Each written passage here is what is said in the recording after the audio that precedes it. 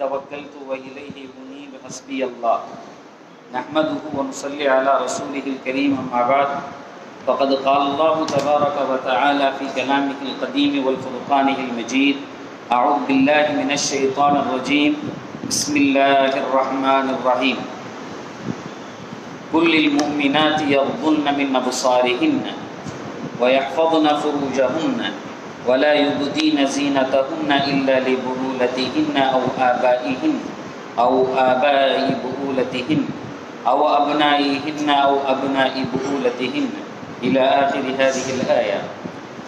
وقال نبينا عليه الصلاة والسلام إنما الأعمال بالنيات وإنما لكل امرئ ما نوى ومن كانت هجرته إلى الله ورسوله فكانت هجرته إلى الله ورسوله ومن كانت هجرته إلى دنيا يصيبها أو امرأة ينكحها فهجرته إلى ما هاجر إليه صدق رسول الله صلى الله عليه وسلم.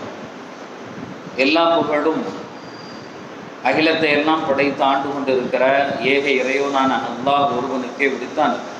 ஸலவாத்தும் சலாமும் நம் உயிருக்குயிரான உயிரினும் மேலான கண்மணி நாயகம் முஹம்மது ரசூலுல்லாஹ் ஸல்லல்லாஹு அலைஹி வஸல்லம் அன்னவர்கள் மீதும் அன்னாரின் வழியிலே வந்த சத்திய சஹாபாக்கள் தோழர்கள் நல்லவர்கள் குறிப்பாக இங்கே குழுமி இருக்கிற அத்துணை பேர்கள் மீதும் வல்லராயனின் பேரருள் என்றென்றும் உரித்தாவதாக. கண்ணியத்திற்கும் மரியாதைக்கும் உரிய உலமா பெருமக்களே, வருகை தந்திருக்கிற பாசத்திற்குரிய இஸ்லாமிய சகோதரர்களே, பெரியவர்களே, வாலிப நண்பர்களே, அல்லாஹ் ரப்புல் இஸ்ஸத் நம் மீது செய்த ஒரு பெரிய உபகாரத்தின் வெளிப்பாடாக அந்த அல்லாஹ்வினுடைய வேத வசனங்களை கேட்க, அதை புரிந்து கொள்ள, அதன்படி வாழ்க்கையில் செயல்படுவதற்கோ உன்னதமான தளத்தை அமைத்து தந்தானே அந்த ரப்புக்கே சர்வ புகழும் உரித்தாவதாக. ரப்பே, இதற்கென்று எங்களை தேர்ந்தெடுத்தாய், உன்னுடைய வார்த்தைகளை கேட்க வைத்தாய், புரிய வைத்தாய், வாழ்க்கையில் அமல் செய்கிற சந்தர்ப்பங்களை தந்தாய்.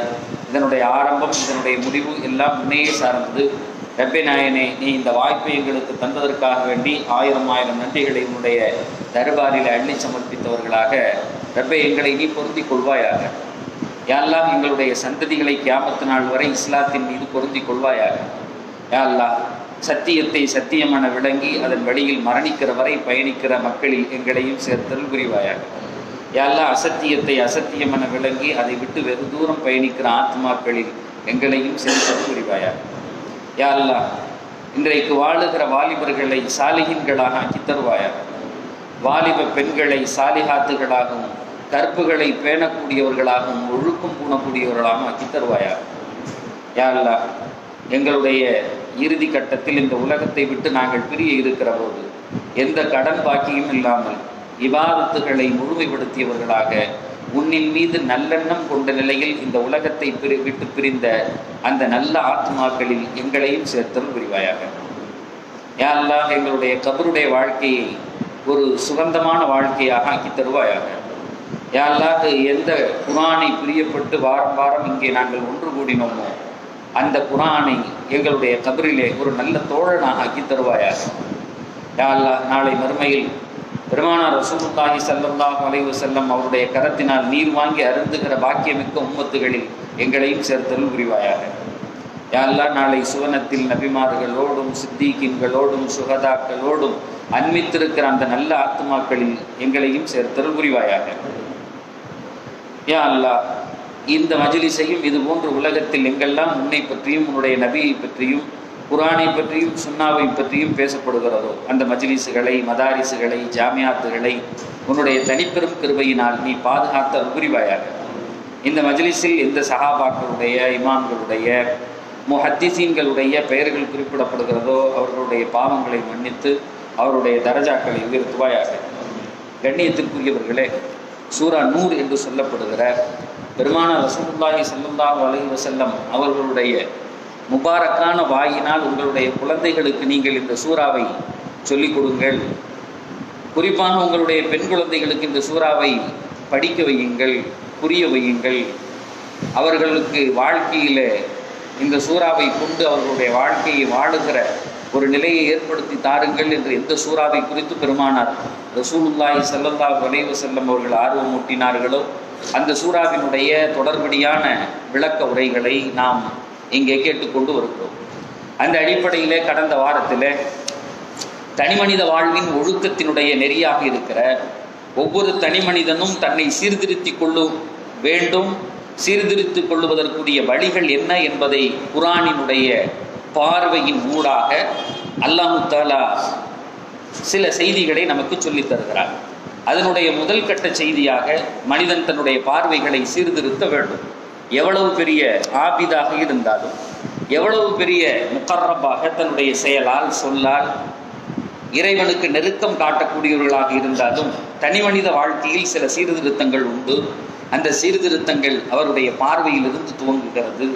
என்றைக்கு அவருடைய பார்வையை அவர் பேணுகிறாரோ, இறைவன் சொன்ன வழியிலே செயல்படுத்துகிறாரோ, அவருக்கு ஈமான் என்கிற மிக உயர்ந்த அந்த தரஜாவை உணர்கிற வாக்கியத்தை அல்லாஹ் தருவான் என்று பெருமானார் சொன்ன அந்த செய்தியோடு ஒவ்வொரு மனிதனும், குறிப்பாக இஸ்லாமியர்கள், தங்களுடைய பார்வையை பேணாமல் இந்த ஷரியத் என்பதனுடைய சுகத்தை, ஷரியத் என்பதனுடைய டேஸ்ட்டை அவர்கள் அனுபவிப்பதற்கு முடியாது என்கிற அந்த தடத்தை, தனி மனித ஒழுக்கத்தை முறைப்படுத்தி அதை முக்கியத்துவம் கொடுத்து சில செய்திகளை அல்லாஹ் தஆலா நாம் மேல் படித்த ஆயத்திலே சொன்னான்.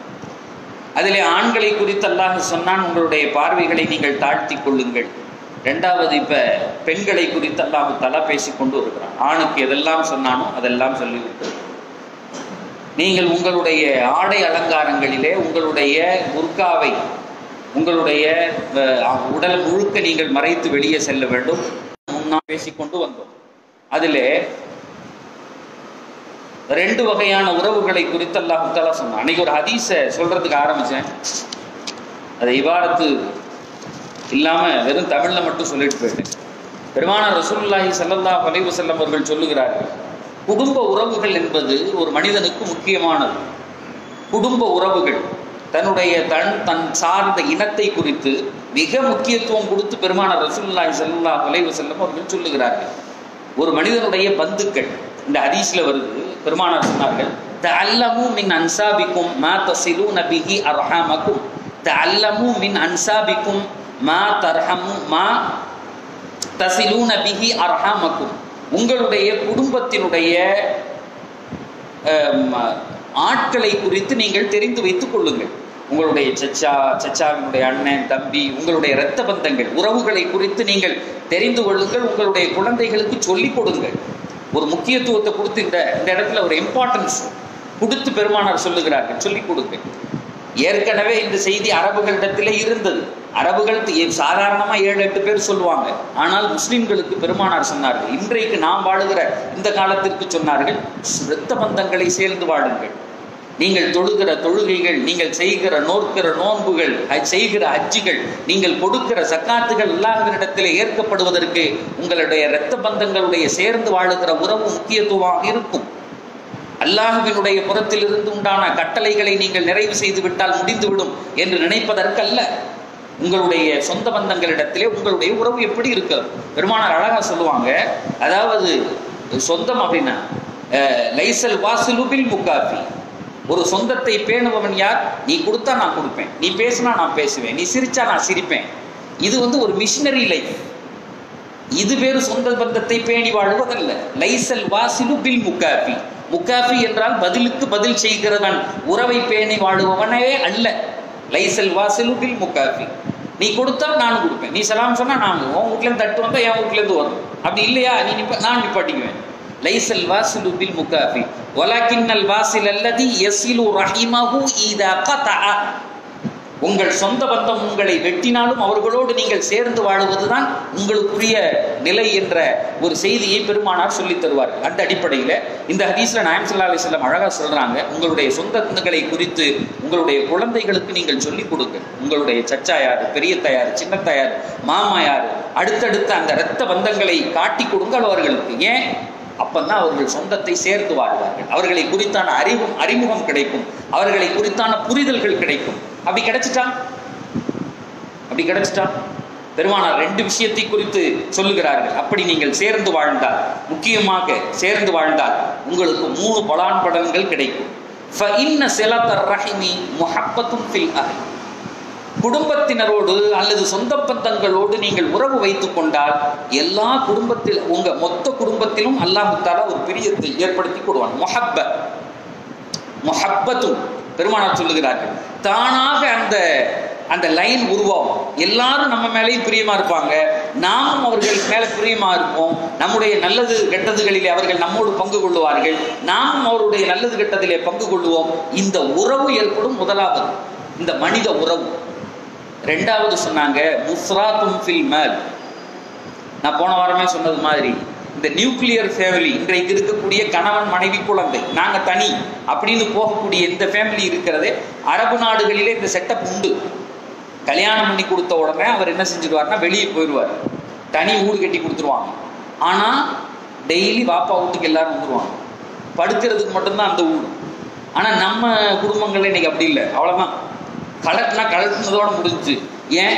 அந்த குடும்பத்தில் சேர்ந்துருந்தா காசே நிற்காது. என் கணவர் சம்பாதிக்கிற காசெல்லாம் குடும்பத்துக்கே அழிச்சு போச்சு, எல்லாம் போச்சு, அவங்க குடும்பத்தில் போட்டாங்க. ரெண்டாவது என் பிள்ளைக்கு எதுவுமே கிடைக்கிறது இல்லை, எல்லா பிள்ளைகளும் மொத்தமாக இருக்கிற இடத்துல எல்லாம் தின்னுட்டு போயிடுதுங்க. சொல்றாங்களா இல்லையா? இன்னைக்கு பார்க்கக்கூடிய ஒரு வருத்தமான செய்தி. அந்த ரெண்டு செய்தியையும் குறிப்பிட்டு பெருமானார் சொன்னார்கள், நீங்கள் அப்படி சேர்ந்து வாழ்ந்தால் உங்களுடைய பொருளாதாரத்திலே அல்லாஹ் பறக்கச் செய்வான். இது பெருமானார் கொடுத்த வாக்குறுதி. அதிக அதிகமாக செல்வங்கள் வரும். முஸ்ராத் என்ற வார்த்தைக்கு அதிகமாக வருது. ரெண்டாவது, இந்த சொந்த பந்தங்கள் என்பது ஏதோ அத்தா அம்மா மட்டுமல்ல, அதை தாண்டிய இரத்த உறவுகள். அதைத்தான் இந்த ஹதீஸ் சொல்லுகிறது. அத்தாவோட அஸ்ஸலாமு அலைக்கும் சொல்லிக்கிறது, அவங்களுக்கு சாப்பாடு வாங்கி கொடுக்கறது இல்லை. பெரியத்தா யாரு, சின்னத்தா யாரு, மாமா யாரு, எல்லாரையும் தெரியும். இந்த ஹதீஸ் பல ஹதீஸ் கிரந்தங்களிலே பதிவு செய்யப்பட்ட ஒரு பகுதி.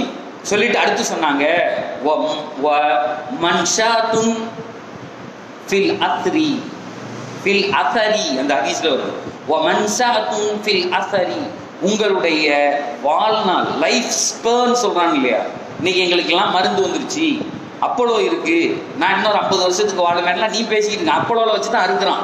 எல்லா பேலையும் கடா இருக்கிற மாதிரி, இப்போ குர்பானி கொடுக்குற மாதிரி அப்போலோவில் கொண்டு போய் வச்சு அறுக்கிறான். அல்ல பெருமானார் சொன்னாங்க, உன்னை வாழ வைக்கக்கூடியது சொந்தங்களோடு சேர்ந்து வாழுவது. உன்னுடைய வயதை தள்ளி போடுன்னாங்க. ஃபில் நூர் ஃபித் தஅഖீரி ஃபில் மௌத். இது இந்த ஹதீஸுக்கு விளக்கம் எழுதுகிற பெருமக்கள் எழுதுகிறார்கள், அல் அஜல் மூஜிபுல் லி ஸியாதத்தில் உமர். வயது அதிகமாக கொடுக்கப்படும் சொந்த பந்தங்களோடு சேர்ந்திருந்தவர்களுக்கு. முன்னாடிலாம் அப்படித்தானே இருந்தாங்க, 80 வயசு 70 90 வயசு 100 வயசு வரையும். இன்னைக்கு தெரியல எத்தனை நாளுமே கவுண்ட் டவுன். அடுத்து பெருமானார் இந்த ஹதீஸுக்கு விளக்கம் சொல்லுகிற போது இன்னொரு இமாம் எழுதுறாங்க, இந்த வார்த்தைக்கு அர்த்தம் உங்களுக்கு குழந்தைகள் கொடுக்கப்படும், உங்களுக்கு சந்ததி பாக்கியம் இருக்கும்.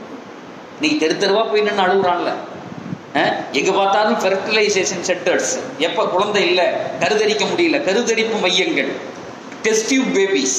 பெருமானார் சொன்னாங்க, உன் பெரியத்தா சித்தப்பன் உங்களுடைய சொந்தங்களை நீங்கள் சேர்ந்து பாருங்கள், அல்லாஹ் உங்களுடைய அந்த குழந்தைகளுடைய வரக்கத்தில் எவ்வளவு செய்து கொடுக்கிறான். போய் பணம் கொடுக்கறது, காசு கொடுக்கறது கேட்பாங்க. அதாவது அந்த ஹதீஸுடைய விளக்கம் எழுதும் போது எழுதுவாங்க, சில பேர் சொல்றாங்க சண்டை வரும் சேர்ந்துருந்தா, பிரியமா இருக்கவங்கள்ட்ட தான் சண்டை வரும். யார்கிட்ட ஒருத்தர் எழுதியிருக்காரு அதுக்கு, எனக்கு அதாவது அமெரிக்கா ஜார்ஜ் புஷோடைய சண்டை வரும், பக்கத்து வீட்டில் ஏமா இருக்கானோ, இப்போ எதிர்த்து வீட்டில் மாமா இருக்கானா, அவன் கூட தான் சண்டை போட முடியும். எனக்கும் அமெரிக்காவில் ஜார்ஜ் புஷுக்கு சண்டைன்னு எவ்வளோ சொல்லுவானா, என்ன தேவை இருக்கு? அப்போ கூட இருக்கவங்கல்ல அதெல்லாம் அட்ஜஸ்ட் பண்ணி போகிறது தான் அந்த வாழ்க்கை. அதையெல்லாம் உள்வாங்கி கொண்டு, அதை பொறுத்து கொண்டு, அதை சமாளித்து கொண்டு, அதை ஏற்றுக்கொண்டு, சில நேரங்களில் நாமும் கடிந்து எல்லாமே உண்டு. இல்லை, அந்த ரோலை பிளே பண்ண தெரியணும்ல. நான் அடிக்கடி சொல்ற மாதிரி பேட்ஸ்மேன் மாதிரி, பேட்ஸ்மேன் நிற்கிறார் இல்லையா, அவன் ஸ்ப்ரிங் போடுறான், அந்த பந்து போடுறவன் சுற்றி விட்டு போடுறான், திருப்பி போடுறான், அடிச்சு போடுறான். எப்படி போட்டான் அது எப்படி நீ இப்படிலாம் எரிஞ்சனாலாம் எனக்கு அடிக்க தெரியாது, அங்கேருந்து ஓடியாந்து என் கையில் கொடுத்துருன்னா சொல்ல முடியும்? கிரிக்கெட்டுன்னு இறங்கின பின்னாடி பாலை வீசுவான் சார், அது உன் மண்டைக்கு வரும், பல்லுக்கு வரும், பேட்டுக்கு வரும், பின்னாடி உள்ள கம்பிக்கு போகும். அதை அடிச்சு ஆடுறது தானே அந்த பேட்ஸ்மேனுக்கு அழகு. அதைத்தான் ரசூலுல்லாஹ் சொன்னாங்க. எல்லாம் நடக்கும், அதெல்லாம் சமாளிக்கிறதுல தான் உங்களுக்கு நம்ம கொடுத்துருக்கோம். நீ அப்படி இருந்தால் அந்த இரத்த பந்தங்கள் உன்னை சேர்ந்து வாடுவார்கள், உன்னோடு சேர்ந்து இருப்பார்கள். முதல்ல இருக்கணுங்கிற எண்ணத்தை வைக்கணும். ஆரம்பத்திலே இது சண்டை வரும், விளங்காது, போயிடுவான், இவங்க எப்போ பார்த்தாலும் சண்டை போடுவாங்க, காசு கேட்பாங்க, இப்படி ஒரு யோசனையை வச்சோம் அப்படின்னு சொன்னா, ஏன்னா இதை இஸ்லாம் மட்டும்தான் சொல்லுகிறது. இஸ்லாம் மட்டும்தான் சொல்லுது. உங்களுடைய ஜகாத்தினுடைய முதல் பணி, முதல் காசு யாருக்கு போகணும் அப்படின்னா உங்களுடைய இரத்த சொந்தங்கள், அவங்களுக்கு தான் போகணும். அவர்களை ஏழையாக வைத்துக் கொண்டு இன்னொருவருக்கு போய் தர்மம் செய்வதெல்லாம் அது யோசிக்க முடியாத ஒரு செய்தி என்று குர்ஆன் சொல்லுகிறது. அப்ப முதலாவது அந்த செய்தியை பெருமானார் நமக்கு சொல்லி தருகிறார்கள். இரண்டாவது நான் இன்னைக்கு சொல்லும்போது சொன்னேன், ஒரு மனிதனுக்கு 2 வகையான உறவுகளை இஸ்லாம் சொல்லுகிறது. அந்த மஹாரிம், அதாவது நாம் ஒரு பெண் யாருக்கு முன்னால் தங்களுடைய புர்கா இல்லாமல் இருக்கலாம் என்று சொல்லுகிற மஹரம் அப்படின்னு சொல்றோம்ல, அது யார் யார் என்று குர்ஆன் ஒரு லிஸ்ட் போட்டு கொடுக்குது. இவங்களுக்கு முன்னாடிலாம் நீங்க அந்த புர்கா இல்லாமல் இருந்து கொள்வதற்கு அனுமதி என்ற ஒரு செய்தியை சொல்லுகிறது. அந்த மஹரம் அப்படிங்கிறது 2 வகையில ஒரு மனுஷனுக்கு வருது. ஒன்னாவது நிஸ்பத்தன், 2வது சபபன் என்று எழுதுகிறார்கள். நிஸ்பத் அப்படின்னு சொன்னா இரத்த சொந்தங்களிலே வருவது, 2வது இரத்த வழி இல்லாத சொந்தங்களிலே வருவது. இந்த 2 என்ன அப்படிங்கிறது குறித்து அன்றைய தினத்தில் கொஞ்சோண்டு ஆரம்பிச்சேன், அதோட டைம் ஆயிடுச்சு, முடிச்சு. 3 வகையான உறவுகளை குறித்து குர்ஆன் பேசுகிறது. 1வது உங்களுடைய இரத்த சொந்தங்கள், உங்களுடைய தாய் தந்தை இது போன்ற சொந்தம். 2வது ஒரு மனுஷனுக்கு வாழ்க்கையில் ஏற்படுற சொந்தம். 2வது பால்குடி உறவுகள் என்ற சொந்தம். அதை குறித்து இஸ்லாம் கடுமையாக பேசுகிறது. அவர்களுடைய உறவை ஒரு இரத்த சொந்தத்தினுடைய உறவாக இஸ்லாம் கருதுகிறது. இன்னைக்கு உள்ள நம்முடைய இஸ்லாமிய பிள்ளைகளுக்கு பால்குடினா என்னன்னு தெரியாது.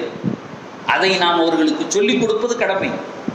பால்குடி சம்பந்தமான சட்டங்கள் குர்ஆனிலே உண்டு. அந்த தாய் யார், அந்த சகோதரி யார், இதெல்லாம் நாம் விளங்கணும். இது 2வது. 3வது உறவாக திருமணத்தின் மூலம் ஏற்படுகிற உறவை குறித்து இஸ்லாம் பேசுகிறது. இந்த 3 உறவு லிஸ்ட் தான். அதுல முதலாவது ஒரு மனிதனுக்கு ஏற்படுகிற அந்த உறவு இருக்கிறது அல்லவா, சூரத்து நிசா என்கிற சூறாவிலே அல்லாஹ் தஆலா அதை குறித்து விரிவாக பேசுகிறார். சூரத்து நிசால 23வது வசனத்தில் அல்லாஹ் சொல்றான், ஹுர்ரிமத் அலைக்கும் உம்மஹாத்துக்கும், மனிதர்களே நீங்கள் உங்களுடைய தாய்மார்களை திருமணம் முடிப்பது ஹராம். யாரையெல்லாம் ஒரு மனிதன் திருமணம் முடிப்பது ஹராம். 2வது அந்த மஹரம் அவர்களோடு இருப்பது, அவர்களோடு பயணிப்பது கூடும் என்பதற்கு இஸ்லாம் அந்த செய்திகளை சொல்லித் தருகிறது. அதுல முதலாவது ஹுர்ரிமத் அலைக்கும் உம்மஹாத்துக்கும், ஒரு மனிதனுடைய தாய் திருமணம் முடிக்க ஹராம். தாய் என்பதிலிருந்து எழுதுவார்கள் மேலே உள்ள உறவு.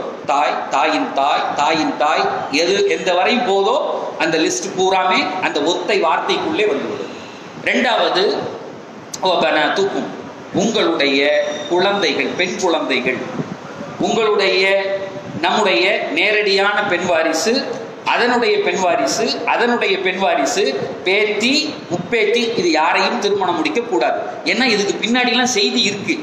என்னடா இப்படி சொல்றாங்கன்னா, 7 வகையான உறவுகளை குறித்து இஸ்லாம் பேசுகிறது. 7 தான். இது எல்லாருக்கும் நமக்கு தெரிஞ்ச உறவு தான். ஆனா இவங்க மட்டும்தான் இரத்த பந்தம். இது இல்லாதவர்கள் எல்லாம் மகரம்கள் கிடையாது. அவங்களுக்கு முன்னாடி ஒரு பொம்பளை புள்ள நிற்கிறதோ, அல்லது அந்த பையன் போய் தங்கச்சின்னு பேசுறதோ, அதை பைக்கில் கூட்டு போறதோ, அல்லது நீங்க போய் அவங்க கூட இருந்துக்குங்க, அந்த அம்மா தனியா இருக்குன்னு இருக்க வைக்கிறதோ கூடவே கூடாது. அப்ப இந்த சொந்த பந்தங்களை இஸ்லாம் வகுத்துருச்சு. முதலாவது தாய், மேலே உள்ள உறவு, அதாவது அடி, அதுக்கு பேர் வேர்ன்னு சொல்லுவாங்க. 2வது ஃபுரு அப்படின்னு சொல்லுவாங்க, கிளைகள், அதுல மகள் முதலாவது. வ அஹவாத்துக்கும், உங்களுடைய சகோதரிகள், மேல அம்மா கூடாது, மகள் கூடாது. 3வது சகோதரிகள், நம்மோடு கூட பிறந்த சகோதரிகள் கூடாது. இதுல தான் நீங்க சொல்லும்போது நண்பர்கள் கூட போன் பண்ணி கேட்டாங்க, என்ன அது வித்தியாசமா இருந்துச்சு அப்படின்னு. ஒரு மனிதனுக்கு 3 விதமான சகோதரிகளை இஸ்லாம் அறிமுகப்படுத்துகிறது. நம்முடைய தாய் தகப்பனுக்கு நம்மோடு பிறந்த சகோதரி, அவளும் நமக்கு சகோதரி தான். நம்முடைய தந்தைக்கு இன்னொரு மனைவியின் மூலமாக ஒரு குழந்தை இருந்தால் அவளும் நமக்கு சகோதரி தான். நம்முடைய தாய்க்கு இன்னொரு கணவன் மூலமாக வேறொரு குழந்தை இருந்தால் நம்ம இரத்த பந்தம், அது நம்முடைய நேரடி சகோதரி. நேரடியான சகோதரிகள் இந்த 2 பேரும். தந்தையினுடைய சகோதரிக்கு அலாத்தி அப்படின்னு சொல்லுவாங்க. தாயின் வழியாக வருகிற சகோதரிக்கு அஹியாஃபி அப்படின்னு சொல்லுவாங்க. இந்த 2 உறவு, இந்த 2 உறவும் நம்முடைய சொத்து பங்குகள்ல கூட வரும். ஏன் இதுக்கு இவ்வளவு இம்பார்ட்டன்ஸ்னா, நம்முடைய சொத்தினுடைய பங்குகளில் கூட இவர்கள் வருவார்கள். சொத்துல பங்குல தந்தையினுடைய வழியாக வருகிற அந்த சகோதர சகோதரிகளுக்கு முக்கியத்துவம் உண்டு. அசபா அப்படின்னு சொல்லுவாங்க. அது உள்ள போனோம்னா அது பெரிய சாப்டர்.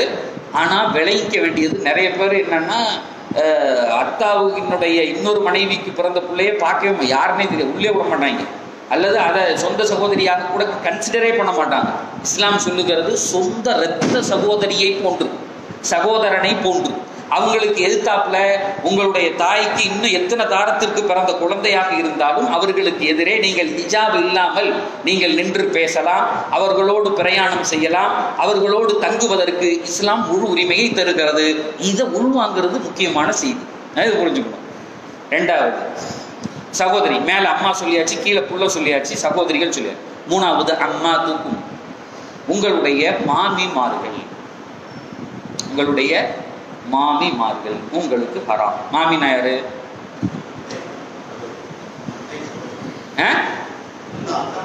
அத்தாவோட சகோதரி, தந்தையின் சகோதரி மாமி. அத்தாவின் சகோதரிக்கு மட்டும்தான் மாமின்னு சொல்லுமா? அத்தாவின் சகோதரிக்கு மாமின்னு சொல்லுவோம். அத்தாவினுடைய கூட பிறந்த சகோதரி. வேற யாருக்கு மாமின்னு சொல்லுவோம்? அது பேர் மாமின்னு சொல்லுவாங்க. மாமியார் அது கொஞ்சம் வித்தியாசம் இருக்கு. மாமி மாமியார் வேற, அவ்வளவுதானே மாமி. மாமாவின் மனைவிக்கு மாமின்னு தான் பேரு. மாமாவின் மனைவிக்கு, நம்முடைய அந்த புழக்க பாஷையில் நம்ம என்ன செய்வோம்னா, நம்முடைய தாயின் சகோதரரின் மனைவிக்கு, நம்முடைய அம்மாவோட தம்பி ஒய்ஃபை மாமின்னு தான் கூப்பிடுவோம். நம்ம அம்மாவினுடைய தம்பி ஒய்ஃபு மாமின்னு தான் கூப்பிடுவோம். ஆனா இஸ்லாமிய சட்டப்படி அம்மாத் என்று சொன்னால் அத்தாவின் சகோதரி, அவ்வளவுதான். இந்த மாமி ரோல்லே வரமாட்டாங்க. நம்முடைய அம்மாவினுடைய தாயாரினுடைய சகோதரரின் மனைவி மாமி மாமின்னு சொல்றோம் இல்லையா, அந்த அம்மா ரோல்லே வரமாட்டாங்க. அந்த மாமா டைவர்ஸ் பண்ணா திரும்ப அந்த பொண்ணை திருமணம் முடிப்பதற்கு நமக்கு முழு தகுதி உண்டு. அந்த அம்மா நமக்கு என்ன இல்லை, மகரம் கிடையாது. அத்தாவினுடைய தன்னுடைய சொந்த அத்தாவினுடைய சகோதரி, அவங்களுக்கு பேர் அம் அப்படின்னு சொல்லுவாங்க. அவங்கள திருமணம் முடிப்பது கூடாது, ஹராம். அதே மாதிரி அவர்களோடு பயணிப்பது கூடும். எது எதெல்லாம் ஒரு மகரமுக்கு கூடுமோ அது போன்ற கூடும். அவங்களுக்கு முன்னாடி ஹிஜாப் இல்லாமல் இருக்கிறது கூடும். ஹிஜாபு அந்த கருப்பு அங்கி இல்லாமல் இருக்கிறது கூடும். ஆனா எது எதெல்லாம் மறைக்கணுமோ அதனுடைய அந்த சட்டங்கள் அப்போதைக்கும் ஜாரியாக. இது நாலாவது ஆள். அஞ்சாவது ஆள் வஹாலா தூக்கும், உங்களுடைய தாயின் சகோதரிகள். அங்க அத்தாவின் சகோதரி சச்சா அப்படின்னு சொல்லுவோம், அல்லது சின்னம்மா சொல்லுவோம், சாச்சி சொல்றோம் இல்லையா, சாச்சி சொல்றோம். அத்தாவின் அம்மாவினுடைய சகோதரி. இதே பேரை, இந்த சாச்சிங்கிற பேரை நம்ம என்ன செய்வோம்னா, இங்கிட்ட அத்தாவினுடைய தம்பி ஒய்ஃபுக்கும் சொல்லுவோம், சச்சாவினுடைய மனைவிக்கும். இந்த சைடில் அம்மாவினுடைய தங்கச்சி, அவங்க ஹராம் நமக்கு. ஆனா அதே சாச்சிங்கிற பேரை அத்தாவினுடைய தம்பியின் மனைவிக்கும் சாச்சின்னு தான் கூப்பிடுவோம், சச்சான்னு தானே கூப்பிடுவோம். சின்னத்தா சின்னம்மா கூப்பிடுவோம் இல்லையா. இந்த உறவு வராது, இந்த அத்தாவின் வழியாக வருகிற உறவு வராது. அம்மாவினுடைய நேரடியான சகோதரி, அத்தாவினுடைய நேரடியான சகோதரி. அது தெளிவாக அரபியில அம்மாத்துக்கும் ஹாலாத்துக்கும் அதை விளங்கிக்கணும், அந்த டிஃபரன்ஸை. இன்னைக்கு நம்மளிடத்துல என்ன இருக்கு அப்படின்னு சொன்னா, மாமின்னா அந்த நம்முடைய அம்மா வழியினுடைய மாமா, அங்கேயும் நம்ம போறோம் பேசுறோம், அங்க அது முறப்புன்னு சொல்றோம் இல்லையா, அங்க போறோம் பேசுறோம். இங்க இந்த சைடுல மாமிகிட்டையும் நம்ம பேசுறோம். அதே மாதிரி சின்னம்மா அங்கிட்டும் உண்டு இங்கிட்டும் உண்டு. ஆனா விளங்க வேண்டியது அத்தாவின் சகோதரி, அம்மாவின் சகோதரி, இந்த ரெண்டு பேரையும் திருமணம் முடிக்கிறது இஸ்லாத்தில் ஹராம். அவர்கள் நமக்கு மஹரம். அடுத்து அப்ப இந்த இடத்துல இன்னொரு செய்தியும் வரும். அத்தாவின் சகோதரி அப்படின்னு சொன்னா, அத்தாக்கு 3 வழியில சகோதரி இருந்தாலும் நமக்கு அவங்க மாமி தான். அதையும் புரிஞ்சுக்கணும். நம்ம அத்தாக்கு இருக்கக்கூடிய சகோதரி 3 வகையில. நம்ம அத்தாவினுடைய கணவரின் இன்னொரு மனைவிக்கு பிறந்த அந்த சகோதரியா, நம்ம அத்தாக்கு யாரெல்லாம் 3 பிளட் ரிலேஷன் வர்றாங்களோ 3 பேரும் மாமி தான் நமக்கு. அவங்க 3 பேரும் நமக்கு மகரம் தான். இந்த உறவுகள்லாம் தெரியவே தெரியாது. ரொம்ப ஒரு வருத்தமான ஒரு சூழல். தப்பா உள்ளதை பூரா கரெக்டாக்கி வச்சிருக்கான் நம்மால், கரெக்டா உள்ளதை பூரா தப்பாக்கிட்டான். சித்தப்பாவினுடைய மகளை கூட்டிக்கிட்டு பைக்ல போவான். கேட்டா அவ அண்ணன்பா, சச்சாவினுடைய மகள் இருக்காங்க இல்லையா, சச்சா மகளை பைக்ல கூட்டிட்டு போறாரு. அந்த அம்மா இவர் அண்ணன், இவர் தங்கச்சிங்கிறாரு. அப்புறம் கொஞ்சம் காலம்னா அந்த அம்மாவே கல்யாணம் முடிச்சுக்கலாம். அது எப்படி மகரமாக ஆகும்? அந்த பொண்ணை எப்படி கூப்பிட்டு போறது உனக்கு ஹலாலாக ஆகும்? அல்லது அந்த சச்சாவினுடைய மகளை நேரடியாக திரையின்றி பார்ப்பதற்கு உனக்கு எப்படி அனுமதி உண்டு? இல்லை. ஆனா இதெல்லாம் ரத்த சொந்தம் ஆயிருச்சு. நான் சொல்றது விளக்குதா இல்லையா? நடைமுறை வேறு, ஷரியத்து வேறு. ஷரியத்து தான் நமக்கு தேவையை ஒழிஞ்சு நடைமுறை அல்ல. நம்ம வச்சிருக்கக்கூடிய நடைமுறைகளிலே சிக்கல்களும் தவறுகளும் இருக்கலாம். ஏன்னா சச்சா மகளை தங்கச்சின்னு பேசிக்கிட்டே இருக்கான், திடீர்னு ஒரு காலம் வந்தோம்னா திருமணம் முடிக்கலாம். அந்த அம்மா மகரம் இல்லை, பேசுறதுக்கு இஸ்லாத்துல அனுமதி கிடையாது, அஜ்னபி, அவள் ஒரு அந்நிய பெண் தான். ஆனா இந்த விஷயத்துல ரொம்ப லெத்தாஜ், ரொம்ப கேர்லெஸ்னஸ். அதைத்தான், அதனாலதான் இந்த சப்ஜெக்டை எடுத்தேன். இது சில விஷயங்கள்ல விளங்கித்தான். அடுத்து வபனாத்துல் அஃப் வபனாத்துல் உஃப்த், கடைசியாக சொல்றேன். பனாத்துல் அஃப், சகோதரனின் மகள்கள். முதல்ல அம்மா, அப்புறம் மகள், மகள் வழி எத்தனை உண்டோ அது 2. மூணாவது சகோதரிகள், கல்யாணம் முடிக்கக்கூடாது, நம்முடைய சொந்த சகோதரி, அத்தாவின் வழி, அம்மாவின் வழியாக வந்த சகோதரிகள். 3வது 4வது அத்தாவின் சகோதரி, 5வது அம்மாவின் சகோதரி, இது பூராமே ஹராம். 6வதாக இஸ்லாம் சொல்லுகிறது, உங்கள் சகோதரன், உங்க கூட பிறந்த அல்லது உங்களுக்கு இந்த வகையில வந்த சகோதரன். இந்த 3 வகையில் இஸ்லாம் சொல்லுது இல்ல, இந்த 3 வகையில் வந்த சகோதரனினுடைய குழந்தைகள், அவங்களை யாரையும் திருமணம் முடிக்க கூடாது. இப்ப நம்முடைய பிளட் ரிலேஷன்ல வந்த நம்முடைய நேரடியான சகோதரனுடைய குழந்தைகளை திருமணம் முடிப்பது ஹராம். 2வது உங்களுடைய 7வது கடைசியாக சொல்லுது, உங்களுடைய சகோதரியின் பெண் குழந்தைகள். நம்ம அக்கா தங்கச்சியினுடைய மகள்களை நம்ம எப்படி கூப்பிடுவோம்? நம்ம அக்கா அல்லது நம்ம தங்கச்சிக்கு பிறந்த பொம்பளை பிள்ளைல ஆம்பளை பிள்ளைல எப்படி கூப்பிடுவோம்? மருமகன், மருமகன்னு கூப்பிடுவோம். அங்க தன்னுடைய மகனுடைய மனைவிக்கு பேரும் மருமகள் தான், மாமனாருக்கு பேரும் மருமகள் தான், கூட பிறந்த சகோதரியினுடைய குழந்தைக்கு பேரும் மருமகள் தான். அந்த உறவு வழங்குதான், நம்ம பேர் எப்படி வச்சிருக்கோம். ஆனா இந்த மருமகளை குறித்து இஸ்லாம் சொல்லுகிறது, உன்னுடைய சகோதரியினுடைய பெண் குழந்தைகளை நீங்கள் திருமணம் முடிப்பது ஹராம். இந்த 7 வகை மட்டும்தான் உங்களுடைய பிளட் ரிலேஷன். இதை தவிர வேறு எந்த உறவுகள் இருக்கிறதோ, சாச்சா சாச்சி, பூப்பா பூப்பி, எந்த உறவுகள் எல்லாம் இருக்கிறதோ அத்துணையும் உங்களுடைய இரத்த பந்தங்களுக்குள்ளே அவர்கள் வரமாட்டார்கள். அவர்களுக்கு ஒரு காலமும் நீங்கள் மகரமாக ஆக முடியாது. அவர்களை நீங்கள் திருமணமும் முடிக்க முடியாது. அவர்களோடு இரவு தங்க முடியாது. அவர்கள் உங்களோடு ஒன்றாக பயணிப்பதற்கு கூடாது. ஹிஜாப் இன்றி அவர்களை நீங்கள் பார்ப்பதும் கூடாது.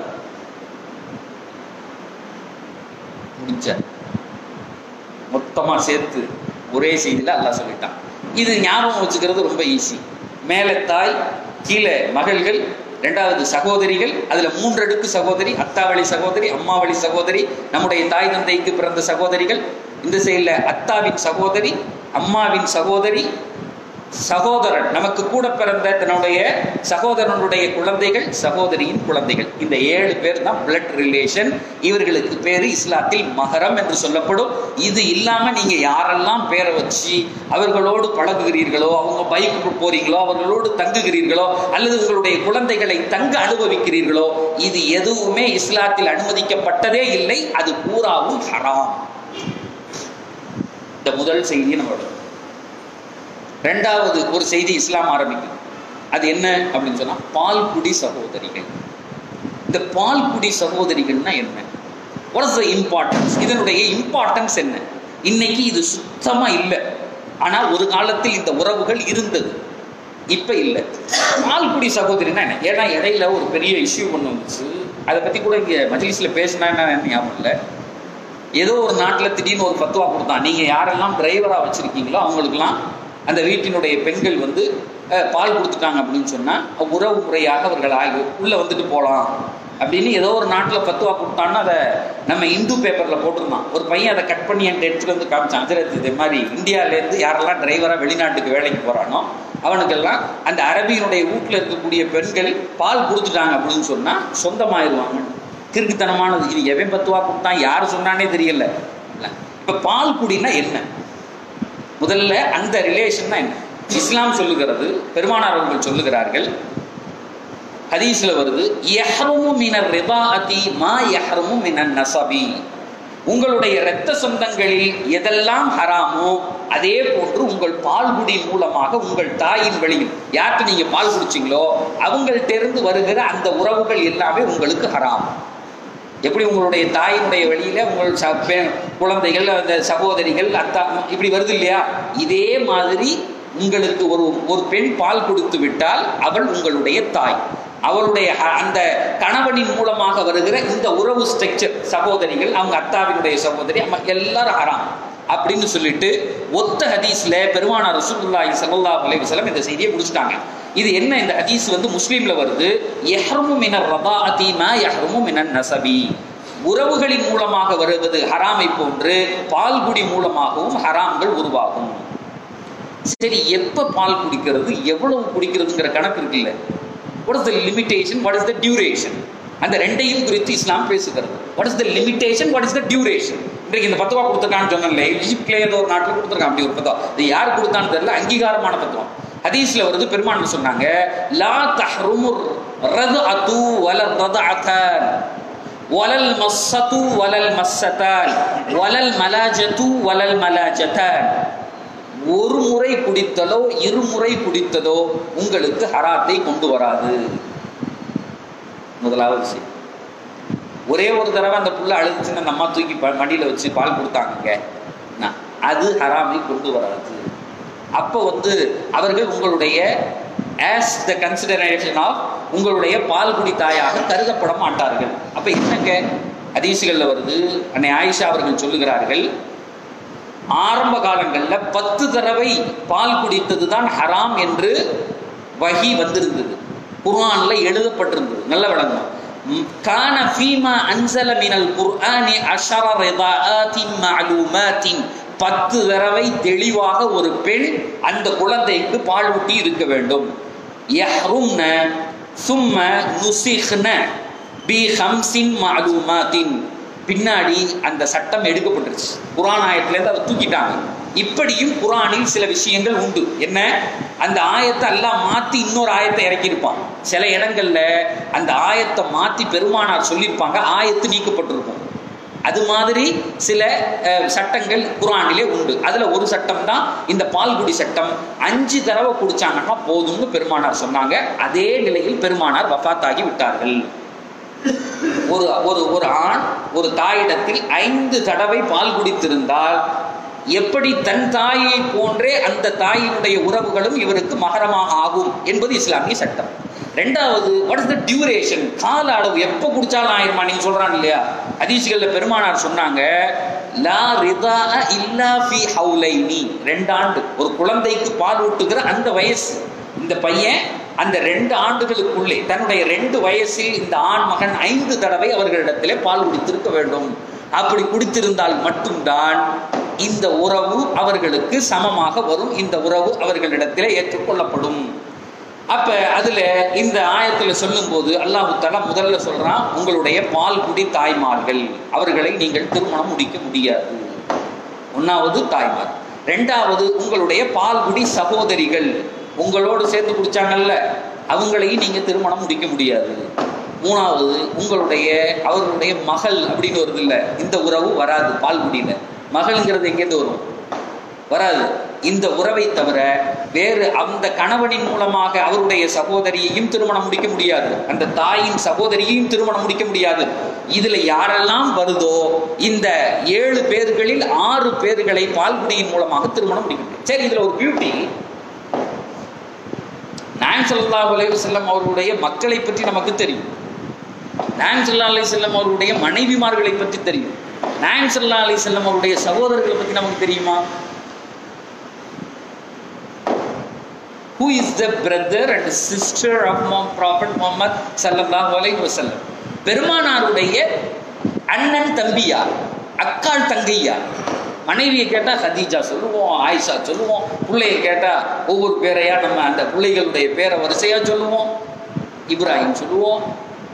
அண்ணன் தம்பியார் பெருமானார் ஒத்த புள்ள, நாயகம் ஸல்லல்லாஹு அலைஹி வஸல்லம் அவர்கள் ஒத்த புள்ள. ஆனால் பெருமானாருக்கு பால்குடி மூலமாக சகோதர உறவு ஏற்பட்டது.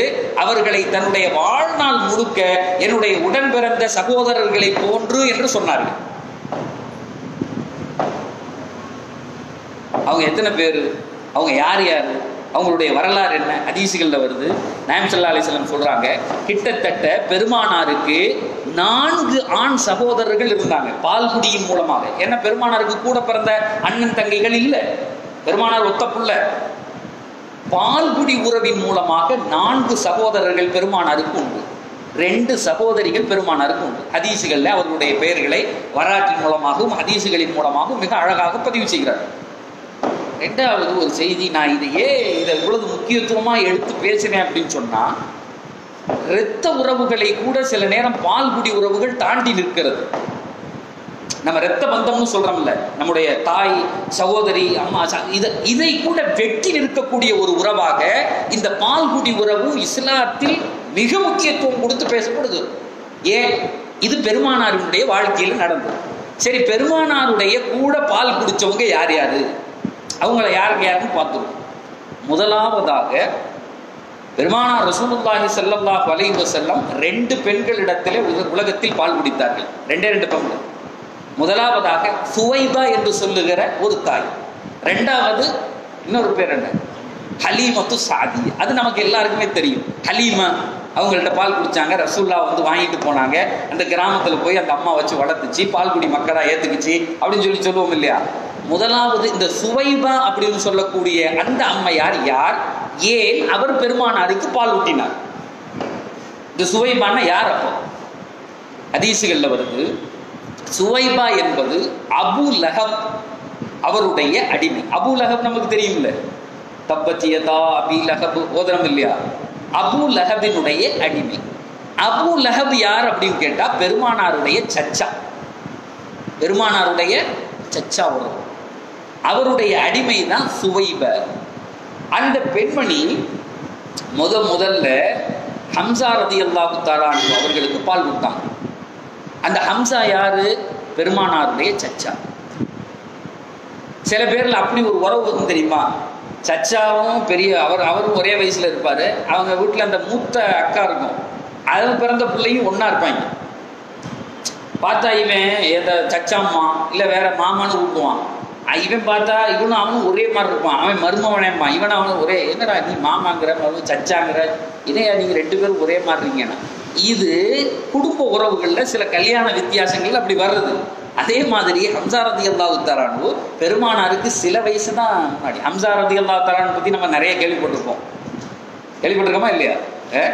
அந்த ஈரக்குலை எடுத்து எத்தனை நாள் பெருமானார் அவர்களுக்காக வேண்டி வருத்தப்பட்டார்கள் அப்படிங்கிறது வரலாற்று செய்தி. அப்ப அந்த ஹம்சா ரலியல்லாஹு தஆலா அன்ஹு பெருமானாருடைய சச்சா. அந்த சச்சா இந்த சுவைபாட்ட பால் குடிச்சாங்க. குடும்பத்தில் உள்ளது இந்த அடிமை பெண்ணு, அவர்களுடைய மௌலாத் எழுதி கொடுக்கப்பட்ட அடிமை பெண். அப்ப அவங்க அங்க வீட்டில் இருக்கும்போது அந்த குழந்தைக்கு அந்த அம்மா தூக்கி பால் விட்டுது ஹம்சாவுக்கு. ஹம்சா ரலியல்லாஹு தஆலா அன்ஹு கொஞ்ச நாள் கழிச்ச உடனே முஹம்மது ரசூலுல்லாஹ் பிறந்தாங்க. பிறக்கும்போது அந்த தகப்பன் இறந்ததுனால அந்த வருத்தமான காலகட்டம். அந்த நேரத்தில் அப்துல் முத்தலிப் என்ன செய்கிறாங்கன்னா, நீங்கள் இவங்களுக்கு பால் கொடுங்கன்னு சொல்கிறாங்க. அப்போ பெருமானாருக்கு அந்த அம்மா பால் கொடுக்குது. 3ஆவதாக ஒரு குழந்தை பிறக்கிறது, அவர் பேர் அபு சலமா, ஹம்சாவினுடைய இன்னொரு வகையான சகோதரர், அவருக்கும் அந்த அம்மா பால் கொடுக்குது. இப்போ நாயகம் ஸல்லல்லாஹு அலைஹி வஸல்லம் அவர்களுக்கு ஹம்சா ரலியல்லாஹு சச்சா பால்குடி சகோதரர். நல்லது. 1வது உறவு என்ன? சாச்சா உறவு, அத்தாவினுடைய சகோதர உறவு. வேறொரு இதுல அடுத்த பிளட் ரிலேஷன்ல சகோதர உறவு சச்சா. 2வது உறவு பால்குடி சகோதரர். யாருக்கு? பெருமானார் ரசூலுல்லாஹி ஸல்லல்லாஹு அலைஹி வஸல்லம் பால்குடி உறவு. 1வது ஹம்சா ரலியல்லாஹு தஆலா அன்ஹு, 2வது அபு சலமா என்று சொல்லுகிற அந்த அவர்களுடைய உறவு. இந்த 2 பேரும் சுவைபா அப்படிங்கிறவங்கள்ட்ட பால் குடிச்ச உறவு. இங்கிருந்து நாயகம் ஸல்லல்லாஹு அலைஹி வஸல்லம் ஹலீமத்து சாதியாவினுடைய வீட்டுக்கு போறாங்க. அன்னை ஹலீமாவினுடைய வீட்டுக்கு போறாங்க. அங்க அன்னை ஹலீமாவுக்கு அப்துல்லான்னு ஒரு ஆண் குழந்தை உண்டு. அந்த அம்மா ஒரு மார்பில் பெருமானாருக்கு பால் கொடுத்தது, இன்னொரு மார்பில் தன்னுடைய எல்லா குழந்தைகளுக்கும் பால் கொடுத்ததாக வரலாற்றிலே வருகிறது. அப்ப அந்த அப்துல்லா என்று சொல்லுகிற அவரும் பெருமானாருக்கு சகோதர உறவு. அந்த அப்துல்லா யாரு? ஹலீமாவினுடைய பையன், சகோதரர். 4வது ஒரு ஆள் உண்டுங்க, அவர் பேரை கேட்டாலே வித்தியாசமா இருக்கும். இவர் சகோதரரா? வரலாற்றில் எழுதப்படுகிறது, பெருமானார் கடைசி வரையும் தன்னுடைய சகோதரராக சொன்னவர்களில் இவரும் உண்டு. அவர் யாருன்னு கேட்டா அபி சுஃபியான்.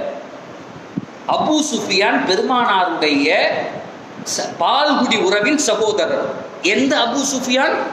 ஃபத்ஹே மக்கா ஏற்பட்டு பெருமானார் மதீனாவிலிருந்து பெரிய ஒரு யுத்தத்திற்கு பின்னால் மக்காவை கைப்பற்றி உள்ளே நுழைவதற்கு ஆயத்தமாகிற வரை பெருமானாருக்கு விடாத தொல்லை கொடுத்த ஒரு மனிதர்.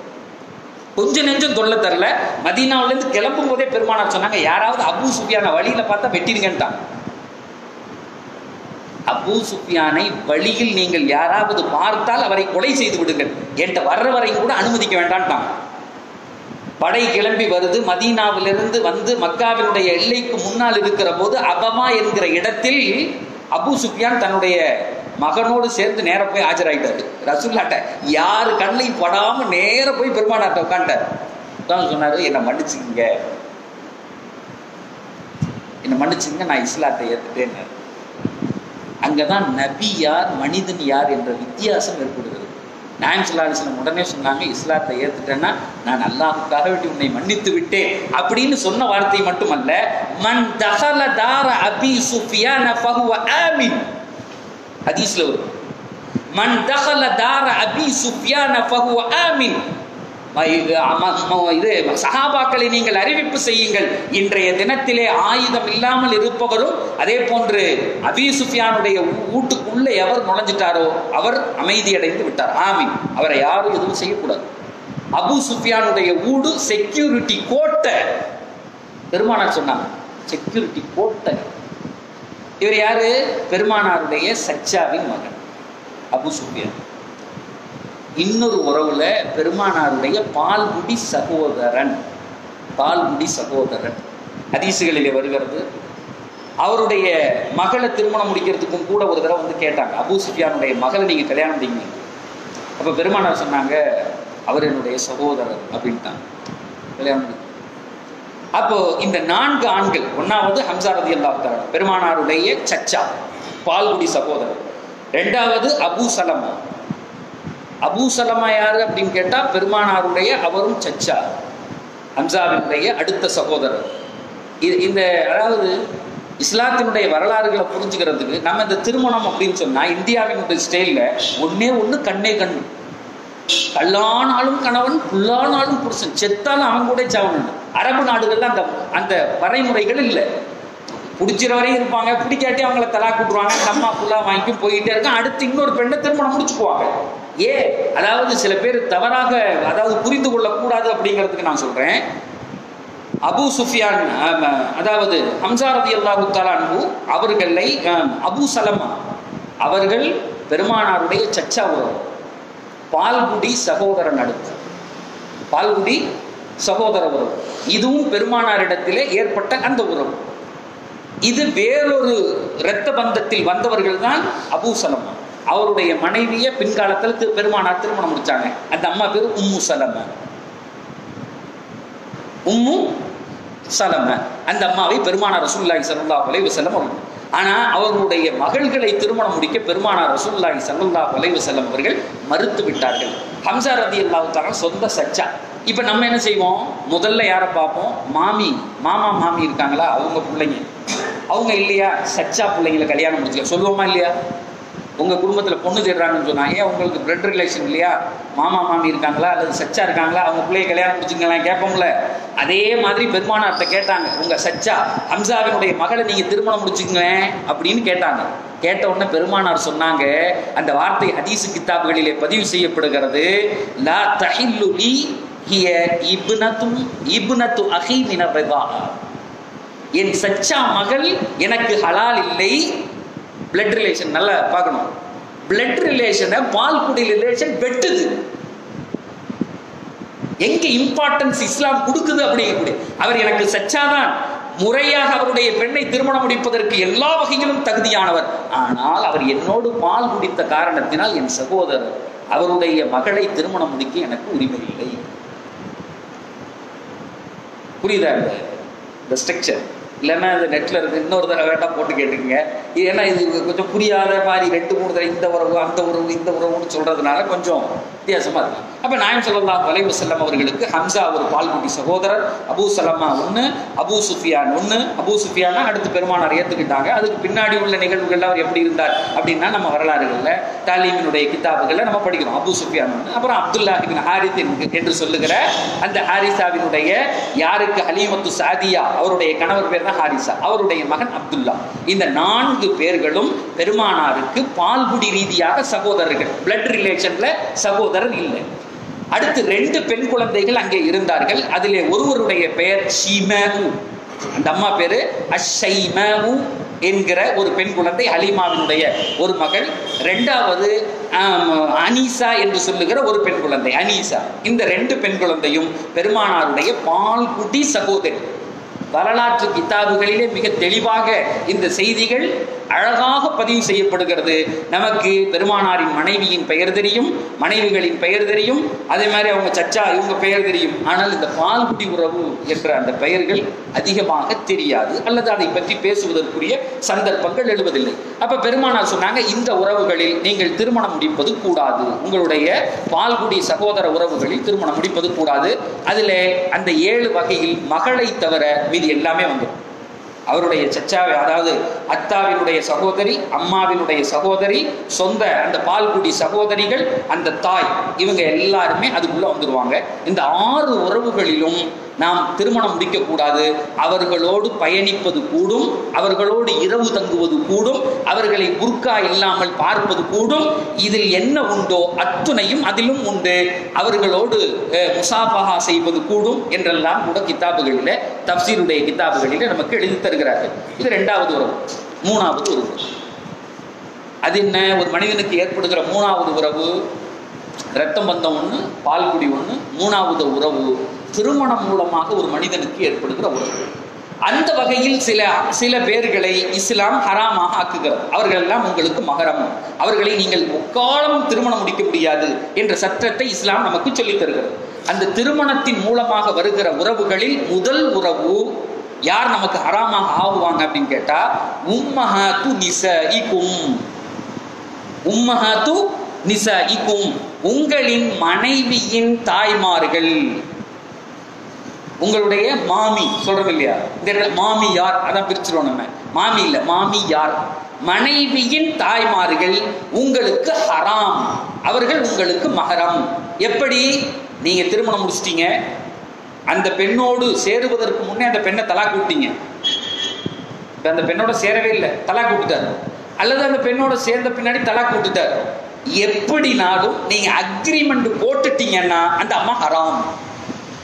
அந்த பெண்ணோட நீங்க சேர்ந்து வாழ்ந்தாலும் சரி, தலாக் விட்டாலும் சரி, அவர்களோடு இல்லறம் பூணாலும் சரி, பூணா விட்டாலும் என்ன செஞ்சாலும் சரி, ஒரு பெண்ணை பேசி திருமணம் முடிச்சுட்டா அந்த பெண்ணுடைய தாய் உங்களுக்கு காலம் காலத்தும் ஹராம். அந்த பெண்ணை நீங்க திருமணம் முடிக்கவே முடியாது. அடுத்து மாமியாரை, மாமியல்ல சிக்கலாயிடக்கூடாது, இங்கிட்டு அத்தா தம்பி மாமி, மாமியாரை. 2வது எல்லாம் சொல்றான் மனைவியரின் மகள்கள். அடுத்து உம்மஹாத்துக்கும் உம்மஹாத்து நிசாஇ வரபாஇபிக்கும் வரபாஇபுக்கும் அல்லதி ஃபீ ஹுஜூரிக்கும் மின் நிசாஇக்கும். உங்கள் மனைவிக்கு இன்னொரு கணவனின் மூலமாக ஒரு பெண் குழந்தை இருந்தால் அந்த பெண் குழந்தையை நீங்கள் திருமணம் முடிப்பது ஹராம். இந்த செய்தி அல்லாஹ் சொல்லிட்டு ஒரு இஃப் கண்டிஷன் சென்டென்ஸ் போடுறான்.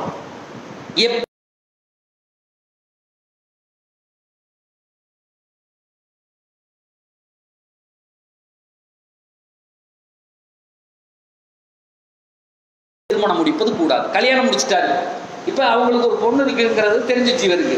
கல்யாணம் முடிச்ச அன்னைக்கு தான் பாக்குறாரு இந்த அம்மாவுக்கு பல நோய், இதை வச்சு எப்படா காலம் கழிக்கிறது அப்படின்னு அவர் சொல்றாரு, நான் அந்த பிள்ளைய கல்யாணம் முடிச்சுக்கிறேன்ட்டான்.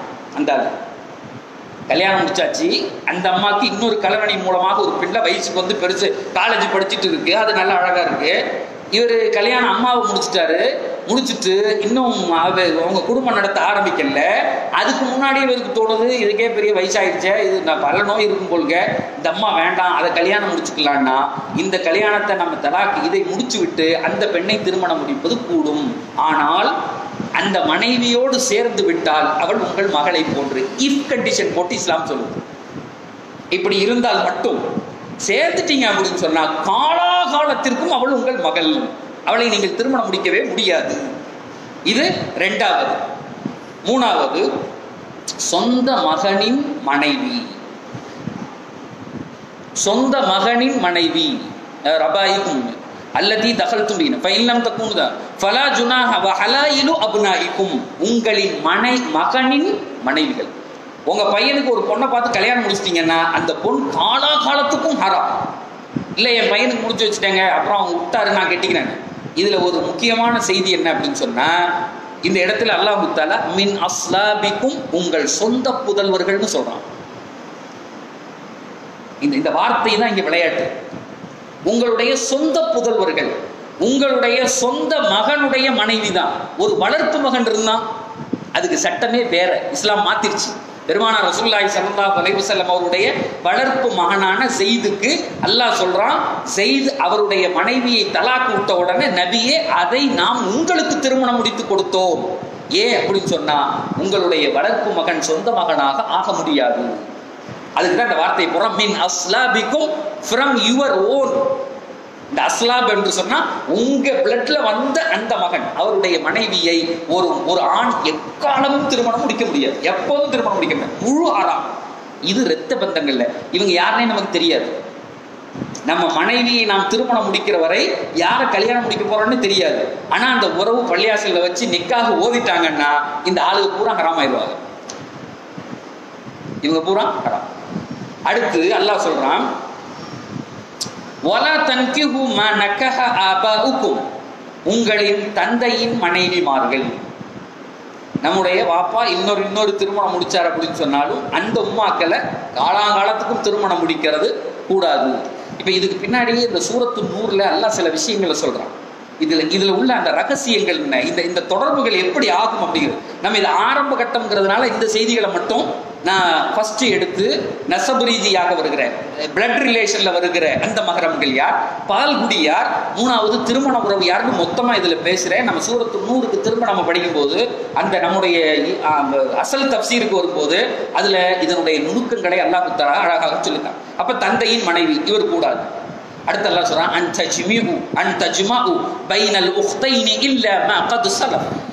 ரெண்டு சகோதரிகளை ஒன்றாக திருமணம் முடிப்பது இது இஸ்லாத்துல கூடாது. ரெண்டு சகோதரிகளை ஒன்றாக திருமணம், அக்காளையும் தங்கச்சியும் ஒரே நேரத்தில் திருமணம் முடிச்சுக்க முடியாது, அது ஹராம். இஸ்லாம் அதை வகுத்து வைத்திருக்கிறது.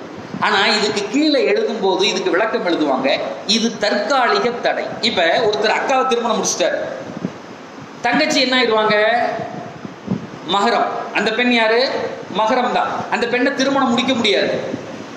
அதனால அந்த பொண்ணை பைக்கில் கூட்டிகிட்டு போகலாமா, அவ கூட விளையாடலாமா, இன்னைக்கு பிரச்சனையா இருந்தானே. நிறைய பேர் யார்கிட்ட விளையாடுறான், வீட்டுக்காரியோட தங்கச்சிகள்கிட்ட. அதுக்கு பேர் என்ன சொல்லுவாங்க, கொழுந்தியா, மச்சின்சிட்ட ஜாலியா பேசுறது. மச்சின்சி டீ வைக்கும், சாப்பாடு வைக்கும், இவருக்கு எடுத்து கொடுக்கும். மாமியார் உள்ள வந்து இது போட்டுக்கிட்டு இப்படி நிற்பாங்க. ஆனா அந்த மாமியார் இவருக்கு ஹராமு.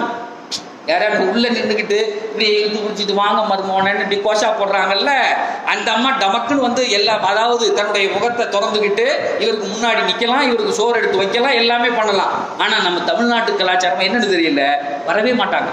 அவங்க உள்ளுக்குள்ள சோறு யார் எடுத்துட்டு வருவான்னா மச்சினி, இந்த அம்மா. இதை தப்பா விளங்கிட்டாங்கன்னு நினைக்கிறேன். அக்காவை திருமணம் முடிச்சா தங்கச்சி ஹராமுங்கிறது அப்படி அல்ல, தற்காலிக தடை. இந்த அக்காவை டைவர்ஸ் விட்டுட்டு திரும்ப தங்கச்சியை கல்யாணம் முடிச்சுக்கலாம். எப்ப அக்காவினுடைய நிக்காக முடிகிறதோ தங்கச்சி ஹலாலு, தற்காலிக தடை. ஆனால் அம்மா ஒய்ஃபினுடைய தாயார் இருக்கிறாரே நிரந்தர தடை. அந்த அம்மா தாராளமா வரணும், பேசணும். அந்த அம்மா மருமகன் கூட ஒரே வீட்டில் இருக்கிறது, பயணம் செய்யறது எல்லாமே கூடும். நான் இது ஏன் இப்பொழுது அழுத்தமா சொல்றேன்னு விளங்குதா, இதுல வந்து நிறைய தப்பா விளங்கிக்கிட்டோம். நம்ம ஒய்ஃபோட அக்கா தங்கச்சிகிட்ட ஜாலியா பேசவே கூடாது. அவங்க உங்களுக்கு எதிராக வருவது நெக்காபோடும் அவர்கள் பர்தாவோடும் தான் உங்களுக்கு முன்னால் வருவது உங்களுக்கு ஆகமாக்கப்பட்டிருக்கிறது. கடைசியாக ஒரு உறவு, ஆறாவது உறவு ஹதீசுகளிலே வருகிறது. இது வந்து ஆயத்துல வரல, ஹதீஸ்ல பெருமானார் சொல்றாங்க, ஒரு பெண்ணையும் அந்த பெண்ணினுடைய தாயினுடைய சகோதரி, தகப்பனுடைய சகோதரி திருமணம் ஏக காலத்தில் முடிப்பது கூடாது. இப்போ ஒரு பெண்ணை ஒருத்தர் திருமணம் முடிக்கிறார், அவருடைய அத்தாவோட சகோதரி அல்லது அம்மாவினுடைய சகோதரி, அவருக்கு யாராவாங்க? அம்மாவோட சகோதரி யாரு? ஒரு பெண்ணுக்கு அம்மாவோட சகோதரி சின்னம்மா. இந்த பிள்ளையும் கல்யாணம் முடிச்சு அவங்க சின்னம்மாவையும் ஒரே நேரத்தில் அவர் திருமணம் முடிக்க முடியாது. ஏன்னா அவங்க 2 பேருக்குள்ள என்ன ரிலேஷன் வரும்? ஒரு பொண்ணுக்கும் அவருடைய தாயினுடைய சகோதரிக்கும் என்ன உறவு வரும்? அம்மா உறவு, சின்னம்மா உறவு. இவங்க 2 பேரையும் ஏக காலத்தில் திருமணம் முடிக்க முடியாது. அப்போ இவங்களை இந்த அம்மாவை தலாக்கு விட்டுட்டா அந்த அவருடைய அத்தாவினுடைய சகோதரியை திருமணம் முடிச்சுக்கலாம். இது தற்காலிக தடை. இதை மட்டும் இஸ்லாம் சொல்லுகிறது. நம்ம இப்ப ஒரு சகோதரியை கல்யாணம் முடிச்சா இன்னொரு சகோதரியை பார்த்து பேசலாம். இது நிறைய தவறான புரிதல்கள் இதிலே உண்டு. அப்படிலாம் பார்த்தோம் அப்படின்னு சொன்னா, ஒருத்தர் ஏக காலத்துல 4 கல்யாணம் முடிச்சிட்டாரு. ஒரு அரபியை நடத்தி வச்சார். அவன் அந்த அம்மா கல்யாணம் பண்ணியிருந்த அந்த மனைவி சொல்லிச்சு, இந்த ஆளுக்கு குழந்தை வைக்கிறதுக்கே தகுதி கிடையாது, இவன் கூட நான் வாழவே மாட்டேன்ருச்சு. உடனே அந்த அரபி பார்த்தா டைவர்ஸ் கொடுத்தாச்சு, தலாக் விட்டு போயிடுச்சு. இந்த அரபி பார்த்தா என் பிள்ளைய பார்த்தா அப்படி சொன்னேன் அப்படின்னு ஒரே மஜ்லிஸ்ல 4 பொம்பளையில தான் மாலு கல்யாணம் பண்ணிருக்காரு. ஒரே மஜ்லிஸ். முதலாவது இந்த பேரை சொல்லி அவருக்கு கல்யாணம், 2வது இந்த பேரை சொல்லி கல்யாணம், 3வது இந்த பேரை சொல்லி 4 மனைவிகளை ஒரே நேரத்தில் கல்யாணம் பண்ணி பையன் சொன்னா 4க்கும் பிள்ளைய பெக்குற. எவ்வளவு நல்ல மனுஷனா இருக்கும் அத்தா. 4க்கும் பிள்ளைய பெற்று அவ போனால நிரூபிக்கிற நீ யாரு அப்படின்ட்டு போயிட்டார் அத்தா. அது அப்புறம் இப்ப ஏக காலத்தில் ஒருத்தர் 4 மனைவியை திருமணம் முடிச்சுட்டான்னா அப்புறம் என்ன ஆயிரும்? 5வது கல்யாணம் முடிக்க முடியுமா? முடியாது. ஒன்றும் டைவர்ஸ் ஆகணும், மூத்தா போகணும். அப்போ உலகத்தில் உள்ளதெல்லாம் ஹலால் ஆயிருமா? அப்ப ஹராம் ஆயிருமா? 5வது கல்யாணமே முடிக்க முடியாது சார். அப்ப எல்லா பொண்ணும் இவர் யாரெல்லாம் பாக்குறாரோ அதெல்லாம் மகரம் தானே. ஏன்னா 5வது அப்படி இந்த கான்செப்ட்ல எடுக்கக்கூடாது. நிறைய பேர் அப்படி விளங்கிக்கிறான். அப்படிலாம் விளங்கக்கூடாது. 4 மனைவியாக இருந்தாலும் மற்ற ஆளுகளை பார்க்கறதும் ஹராம் தான். என்ன திருமணம் முடிக்கிற உரிமையை இஸ்லாம் தந்திருக்கிறது. இது மகரம்களை பற்றி உண்டான இந்த தகவல். இதை நம்ம எப்படி சொல்லிக் கொடுக்குறோம்? பெருமானார் அவங்க சொல்லாம தஅல்லமு அர்ஹாமக்கும் கை தசிலு தஅல்லமு மின் அன்சாபிக்கும் கை தசிலு மின் அர்ஹாமிக்கும். உங்களுடைய குழந்தைகளுக்கு உங்களுடைய இரத்த பந்தங்களை சொல்லிக் கொடுங்கள், அப்போதுதான் அவர்களால் சேர்ந்து வாழ முடியும் என்கிற செய்தியை எதை இஸ்லாம் சொல்லிக் கொடுக்கிறதோ அதை நாம் நம்முடைய பிள்ளைங்களுக்கு இவங்க நம்ம இரத்த சொந்தம், இவங்க இரத்த சொந்தம் எல்லாத்தையும் சொல்லிக் கொடுக்கணும். இப்ப மொத்தமா மஹரம் அப்படிங்கிறதுனா யாருன்னு பார்த்து முடிச்சாச்சு. இப்ப சூரத்து நூர், நம்ம எந்த சூறாவை பேசிட்டு இருக்கோமோ அந்த சூறால அல்லாஹ் தஆலா இன்னும் சில ஆட்களை சேர்த்து கிட்டத்தட்ட 12 வகையான மனிதர்களை குறித்து அல்லாஹ் தஆலா பேசினா. ஒரு பெண் அந்த 12 வகையான ஆணுக்கு முன்னால் புர்கா இல்லாம தன்னுடைய மற்ற உடலை மூடிக்கொண்டு நிற்பது கூடும், பயணிப்பது கூடும், பார்ப்பது கூடும், அவர் இவரை பார்ப்பது கூடும் என்றெல்லாம் இஸ்லாமிய சட்டம் அவர்களுக்கு விலக்கு அளிக்கிறது. அந்த 12 இப்ப இதுல 7 தான் சொல்லியிருக்கோம். மீதி உள்ள 12 யார் அப்படிங்கிறத நம்ம சூரத்து நூர்ல நம்ம படிச்சா மட்டும்தான் நாம் தெரிந்து கொள்ள முடியும். அதுலயும் அல்லாஹ் தஆலா நிறைய விஷயங்களை சொல்றான். எடுத்த உடனே எல்லாம் சொல்றான், உங்களுடைய கணவனின் மக்கள் அப்படின்னு நமக்கு தர்ஜுமா போட்டிருக்காங்க. தொழுலத் அப்படிங்கிறதுக்கு கணவன் என்பதே அர்த்தம் கிடையாது. எந்த தர்ஜுமா எடுத்து பார்த்தாலும் ஆனா என்ன கேட்டால் அப்படிதான் எழுத முடியும். கணவனின் மக்கள் தான் எழுத முடியும். ஆனா அதனுடைய அசல் அர்த்தத்துல ஜௌஜ் என்கிற வார்த்தை தான் கணவன் என்பதற்கு உண்டு.